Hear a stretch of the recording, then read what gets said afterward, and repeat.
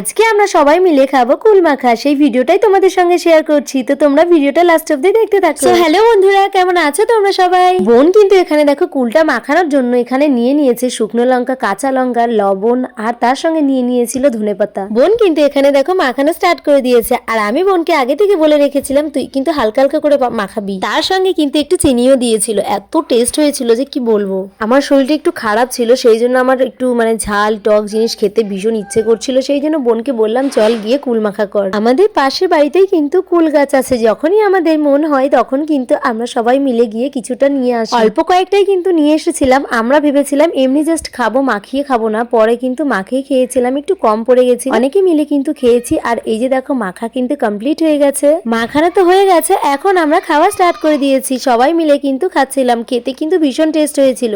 আমার তো খেতে ভীষণ ভালো লেগেছে। আমরা কিন্তু প্রায় এরকম ভাবে মাখা করে খাই।